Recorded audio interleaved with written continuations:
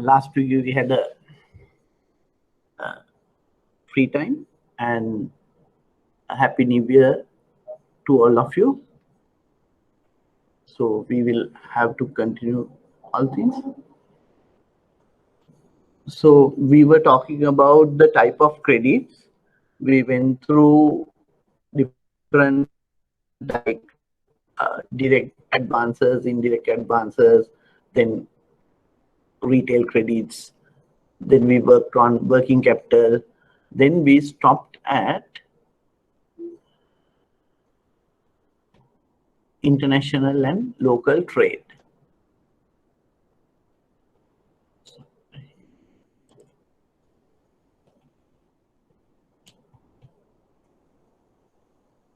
We did the credit cards, commercial. We discussed this part. Then we discussed this one. We are here, trade financing. Right?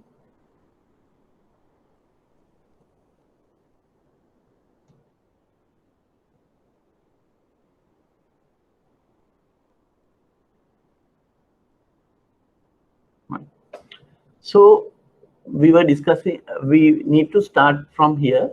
It is trade financing, right? We have two things, international trade and local trade. Whenever you are doing trading action between two countries, cross-border transactions, it is called international trade. When you are doing within the country, it is called local trade, buying and selling, or something related to buying and selling, right? You buy something or you sell something, that is trade. So when you are doing it cross-border, like from Sri Lanka to India or India to Sri Lanka to Germany, Germany to Sri Lanka, that it is international trade. Local trade within the boundaries of the country, we are doing the trading business, right? So trade finance, we have these three main categories: importers, exporters, and the bond types, right? We will discuss each and every of these things today. And first, we will discuss what is import. Then we'll go to exporter financing, right? So in international trade, we have to clear few things in any trade, right? We need to find the supplier.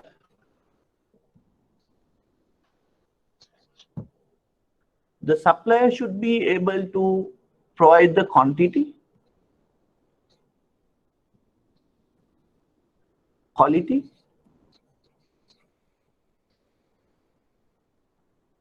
price, and the delivery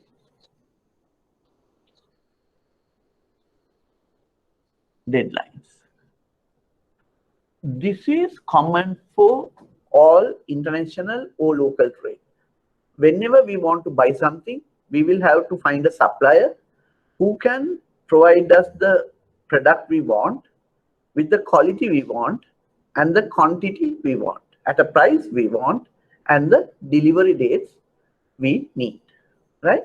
So this is the biggest issue we have in doing trade business. Whether it is local trade or international trade, we have to solve these questions, right? Then other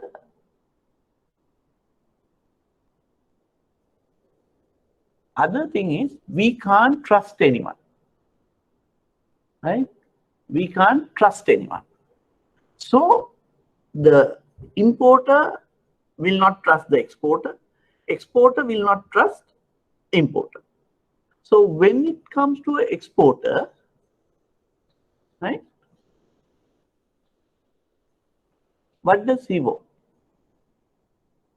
He wants cash first. First cash, then delivery. When it comes to importer, how do you like that? cash, delivery. Can someone tell me whether it is cash first or delivery first when it comes to importer? Exporters always prefer to receive cash before giving out the goods. When it comes to importers, how do they like? Whether cash is one or delivery is one? Delivery is one. Delivery, importers. Any other ideas? 20 people in today? Okay. 2, 3, 4, right. So basically, delivery we want first. Then we will send cash. So we have this issue, exporter wants this and importer wants this. Why? We don't believe in both parties. So in order to solve this dilemma, a reputed bank comes in. Right? So banks give some sort of a guarantee to exporters on behalf of an importer. It is a conditional guarantee. So if we do that, importer and exporter will trust the bank, right? So this is how letters of credit comes in, right? Bank is giving a conditional guarantee to the exporter on behalf of a importer, right? So then again, we have few other things, right? We have exporter and importer. First category is unknown.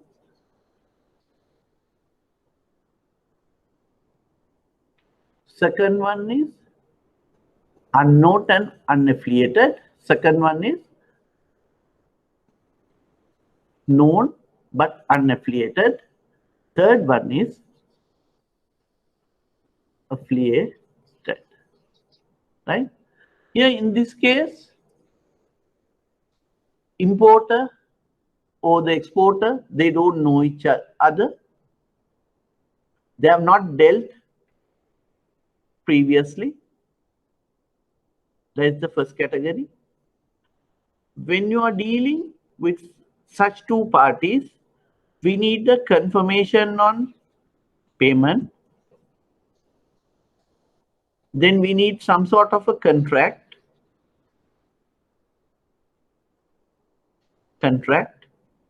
Because we don't know the importer, we don't know the exporter. Both are new to each other, right? Then secondly, the two parties has dealt for some time, but there is no relationship between them. Then we need some sort of payment confirmation, but we need a contract. Affiliated means a subsidiary company or a sister company in the other side of the border. So we don't need any payment confirmation, no any contract, right? First one, unknown. So we need a payment confirmation, we need a contract. Second one, known, because we have dealt with each other for some time. So some sort of a payment confirmation and we need just a contract. And affiliated, that means local party and the broad party, they are connected. So we don't need any payment confirmation and we don't need any contract. So in the first instance, we use letter of credit, LC. right? Second instance, we use document recollection, DADP, right? Third one, we use open account, right?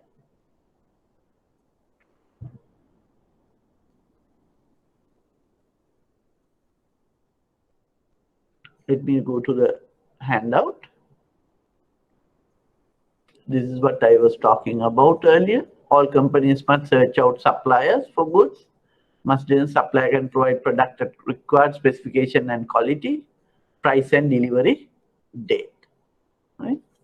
Then trade relationships, unaffiliated unknown, affiliated known, and affiliated. Unaffiliated unknown, unaffiliated known, affiliated. This one. Right? So you have unaffiliated unknown parties, you need a contract, you need a protection against non-payment. Unaffiliated known parties, contract you need, possibly some protection against payment, DA terms, DADP terms. Affiliated parties, no contract, no, it's open account. Right? This is what I told. Importers, importer preference, export ships the goods, importer pays after receiving. Exporter, importer pays for goods, then second exporter ships the goods after being paid.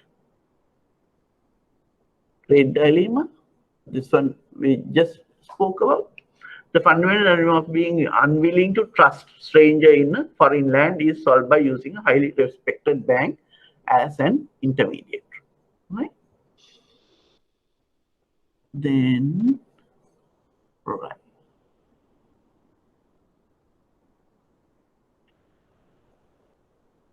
Is it clear up to now? Anything you want me to repeat? I'm just LC now. Trade is deal buying and selling. When it is international trade, it is a cross-border buying and selling. We have to solve few issues when dealing a trade business. We need to find the supplier. Then we need to find the quality, quantity, and delivery dates. Then again, in trade business, we don't trust each other. Therefore, we have three types of connections. First one is unaffiliated, unknown. We don't know the supplier and the buyer. Then the unaffiliated but known. We have dealt with the supplier and the buyer, but there is no connection between the two parties. Third one is affiliated. That means there is a connection between two parties, sister companies, subsidiaries, like that, right? So these three parties do transactions differently. First one, where we don't have any connection, any relationship, or any transaction history, we need a confirmed payment. Then second one, we need to have a contract. Then when it comes to the second party, we have dealt with them, so we know that they can supply the goods and the quality and those things. So we need just a contract. Payment confirmation may be some sort of a payment. Third party, we don't need anything because it is VV, right? So there is open account. Second part, it is DAODP. First part, it is letter of credit.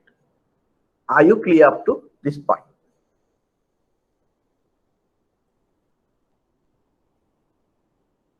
Can I see a yes or no? One.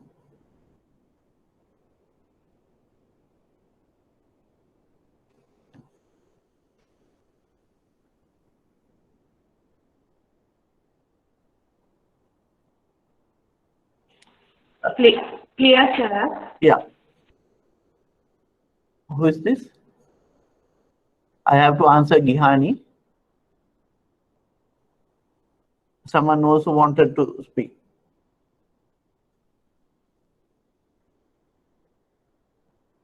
Gihani, your question is, in the term open account trading refers to documents against acceptance. No, Gihani.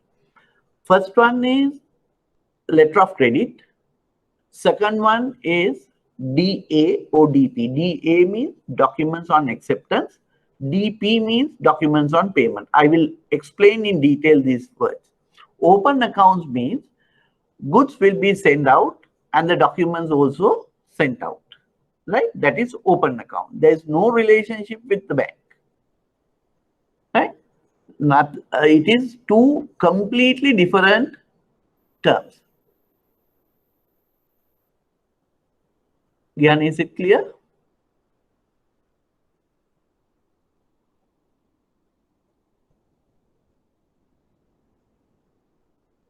Gihani? Okay, right. So let's go back to the board.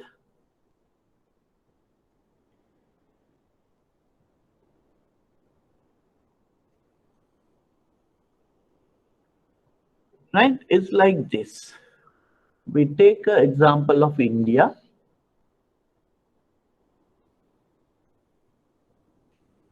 India and Sri Lanka. Right? This is our border. We have Mr. A in Sri Lanka, Mr. B in India. We have Bank of Ceylon in Sri Lanka, State Bank of India in New Delhi. This is Colombo. Right? So Mr. A wants to buy 10,000 kg of basmati rice at a price of rupees 100 per kg, right? Before 28 to 2021, right? Then grade A, right? This is the specification. This is the specification. Sorry. Right, this is the specification. So what now Mr. A and Mr. B, they are not affiliated, they have not dealt with, right? So what happens? Mr. A comes to Bank of Ceylon and he wants a conditional guarantee on behalf of Mr. A to say Mr. B that, okay, you ship 10,000 kilos of basmati rice at a price of 100 rupees a kilo on or before this date, and it should be grade A. You should provide a quality certificate.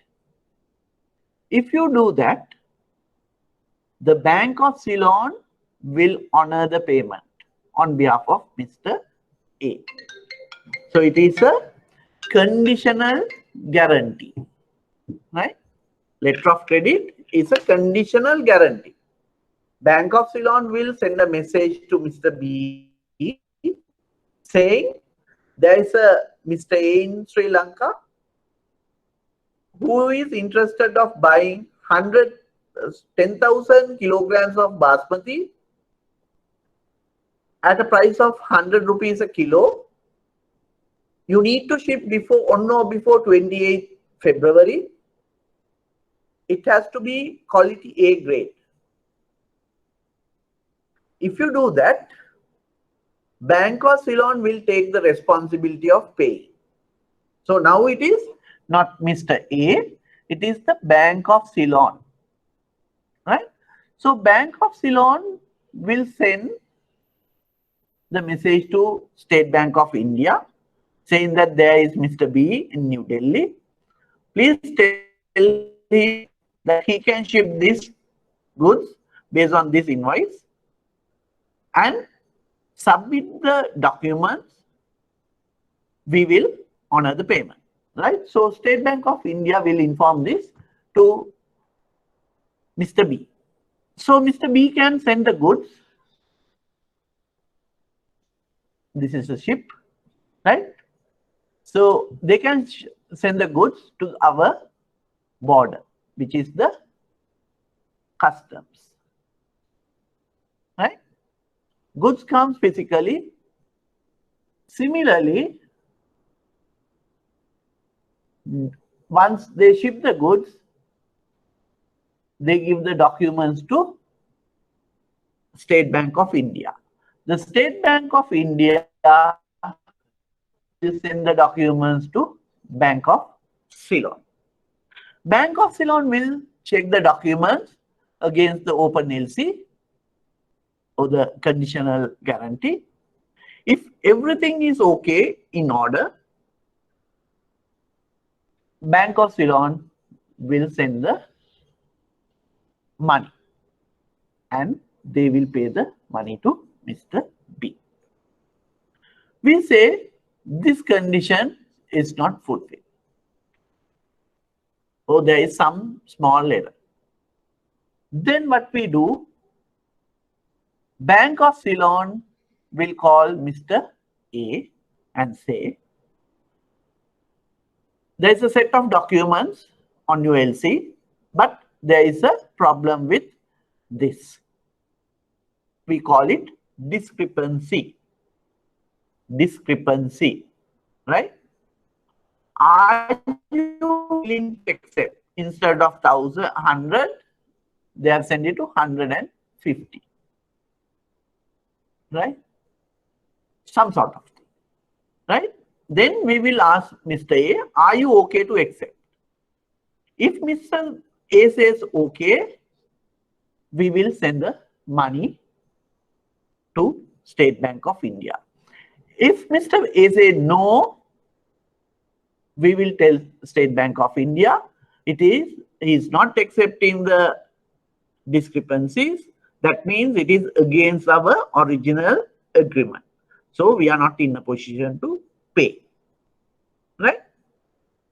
So the Bank of Ceylon deals only with documents.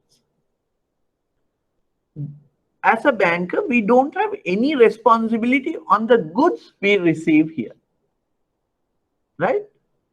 What we do, we check the documents, then we send the payments to the other bank. If the documents are in order, they will get the payment. Instead of basmati, they send us a full shipment of powder. Still, we can't do anything. We have to make the payment because documents are in order. Bank is dealing only with the documents. There is no responsibility on the goods we receive. So once the Bank of Ceylon decide all the documents are in order, we will send the payment and again we will give the documents to Mr. A. So Mr. A, we give the documents to Mr. A and Mr. A can go to customs and get the goods cleared, right? Mr. A can go to customs and get though physically documents comes to the ports, the ownership comes on documents, right? The original document set has to come through bank to bank. So this document set gives the title to the shipment, right? Without this title document, no one can go to the customs and get the goods released, right? So Bank of Ceylon will release documents to Mr. A after releasing the money. Mr. A has an unconditional agreement with Bank of Ceylon to reimburse the money they have paid for Mr. B. It can be their own money, or you can provide a bank facility, right? Even if Mr. A does not pay Bank of Ceylon can't hold the LC payment. They have to pay and collect somehow from Mr. A, right? That is the requirement of letter of credit. If the documents are in order, you can't hold the payment. You have to pay the exporter in the other side. Are you clear on LCs? Anything I need? That is a LC. We are dealing only with documents, not with goods. If the documents are in order, we have to pay. Whether some different physical thing has come, we can't do anything. We are not supposed to look at the goods. And once the bank, if there is any discrepancy, bank will not pay, because we are mainly working with documents, right? If documents are in order, exporter can assure their payments, right? Let me see, is it clear, or you want further explanations on letter of credit?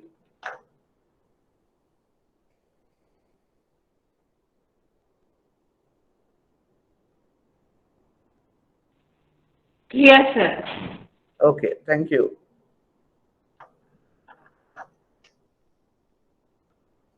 Others? Two people? I have 21 class in the class now. 3?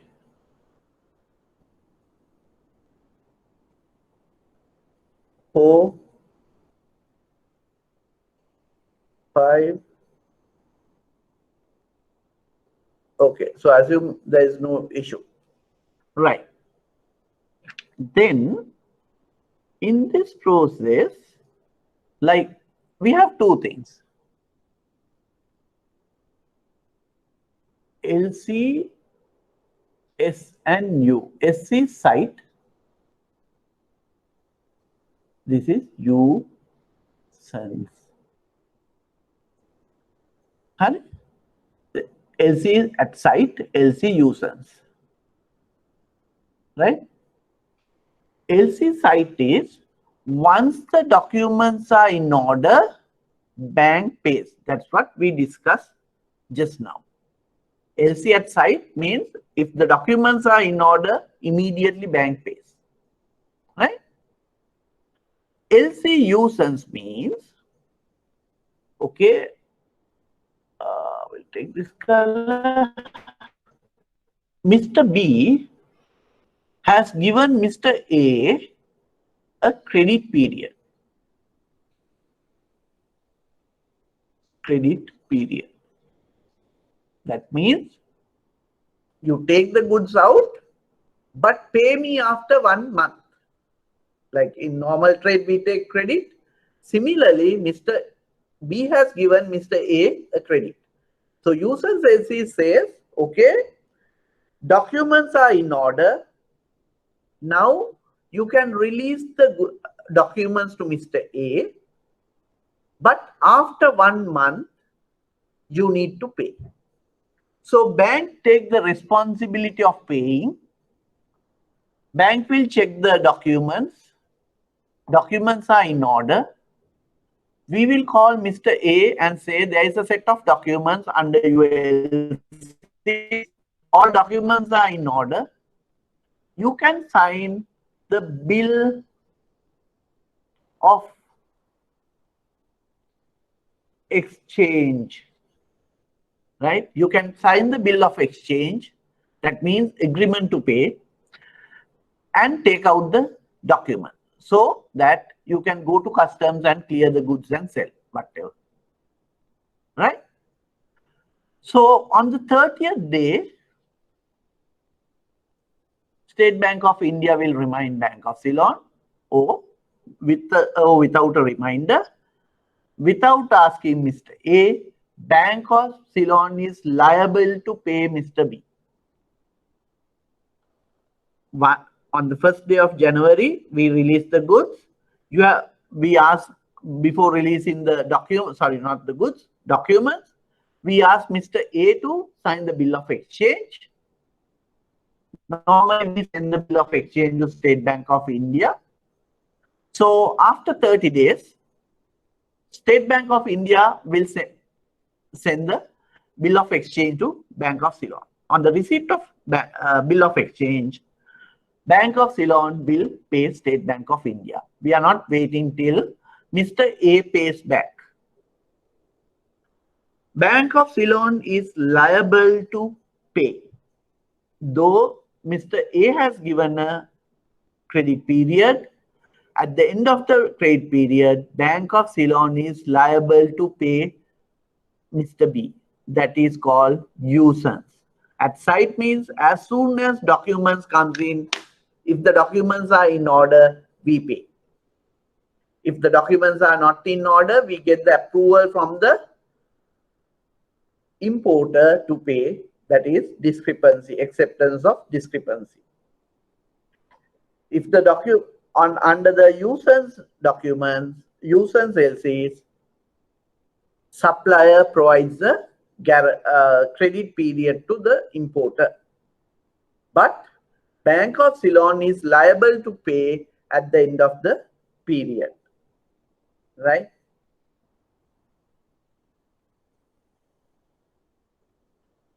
Is site, usance, and bill of exchange clear?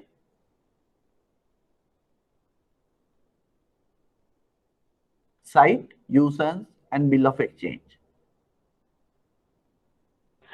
So can you just explain the usance, LC usance again? Okay, I'll do. What about others?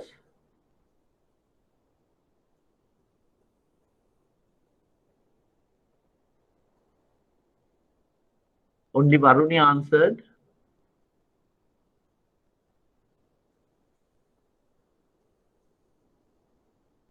Right. I have a question on usance, so I will explain it fast again. See, site LCs, as soon as you get the documents, and if the documents are in order, we pay. At site of documents, we pay. Right? Usance, on receipt of the documents, we are not paying, because Mr. B, the exporter from India, has given a credit period to Mr. A. We say 1 month credit period, right? So bank will not immediately pay. Bank will stay for 1 month, wait for 1 month without paying. At the end of the 1 month period, we send the payments, right? That is usance. Basically, usance means getting a credit period. Since it is a LC, bank is liable to pay with or without the consent of Mr. A. Bill of exchange is the document we get the importer to sign, right? Saying that he accepted the documents and agreed to pay after 1 month, right? Site, on the receipt of documents, if the documents are in order, we pay. Usance, on the receipt of documents, we get the bill of exchange signed, but we don't pay. We pay at the end of the credit period. But we are liable to pay. Bank of Ceylon is liable to pay, right? On the LC terms, if the documents are in order, we are liable to pay. We can't say anything, customer is not accepting or anything. We are liable to pay. Just give me 1 minute. Right, we are liable. So is it clear now? Yes, sir. Right. So we have bill of exchange. Then there is another thing called bill of lading, BL. Right. This is bill of lading. Right. Bill of lading is when the goods are given to the ship and it is on boarded the ship to transport. We issue a document called bill of lading. It says the goods has been on board to the ship for delivery, right? That ensure that the goods are on the ship, right? Bill of lading. Normally, this credit period is from the date of the bill of lading, right? 30 days from BL. So we discussed several things: site LCs, usance LCs, bill of exchange, bill of lading. And under LCs, banks are liable to pay. Banks are liable to pay. If the documents are in order, banks are liable to pay. Right.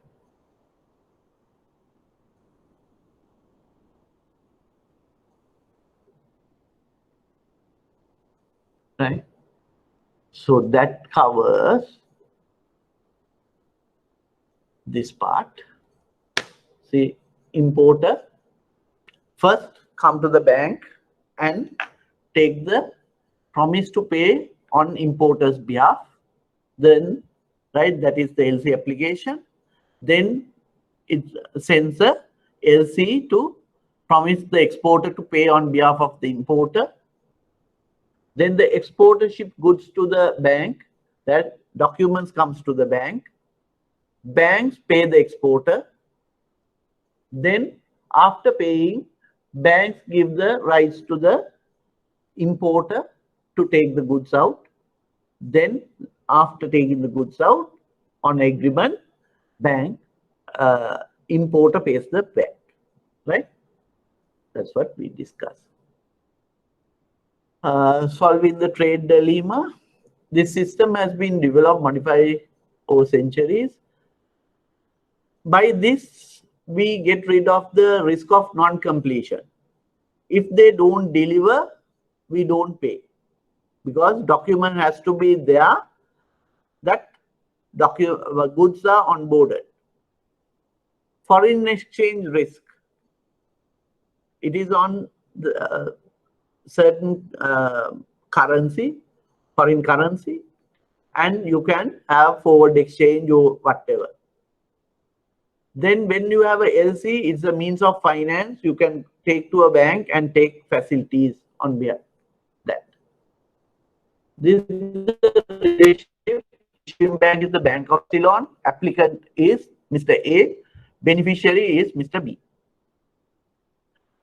Bank of Ceylon and applicant, it is the LC application. Applicant and the beneficiary, it is the invoice. Issuing bank and the beneficiary is the LC terms. Right? This is how what I have discussed is in word form. You can read it through. Right? A letter of credit is a bank's conditional promise to pay issued by a bank at the request of an importer, in which the bank promised to pay an exporter upon presentation of documents specified in the LC. Right? We need a fee, specific maturity date, 28th of February. Bank commit must start at maximum amount, 100 into 10,000.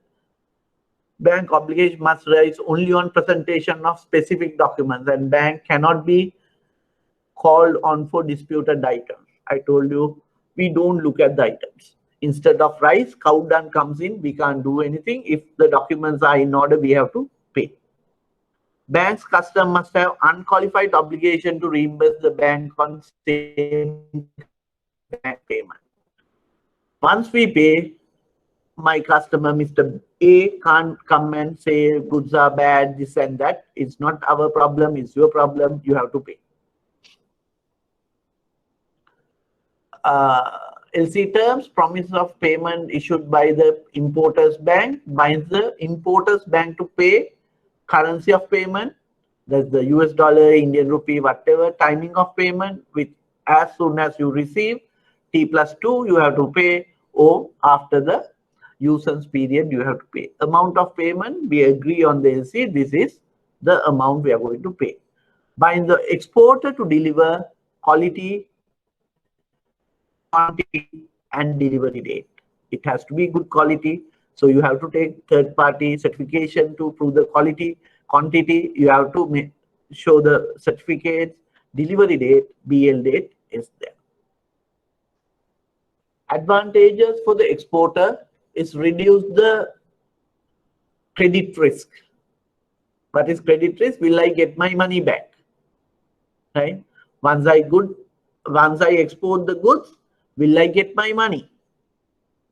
It is solved because a reputed bank is promising to pay. Reduce the political risk. Banking system is within the country. So if the country goes bankrupt, banking system will go bankrupt. Otherwise, whatever the political systems, it is within the bank. Reduce the pre-shipment risk. That means we send the purchase order, we get the same thing. They can't send something else because there has to be third party. If the third party certification are bogus, we can't do it. Right? There is a very famous case. A Sri Lankan has been involved in that long time ago. The LC has been opened from France to France to England to import a vehicle, right? Documents are perfect in order, so payment has gone. When the container is open, there was no vehicle in the container. It was a rope which is used to tag the ships. Big heavy rope, not a car, Volkswagen car, right? A Sri Lankan has been involved in this deal and documents perfectly in order, so we had to pay, the bank had to pay. But since goods are different, that is a problem between the importer and the exporter. Bank does not have any dealing with that. That is a famous case, right? LC advantages to the importers: reduce the delivery risk. If the goods comes in, only we will pay, right? It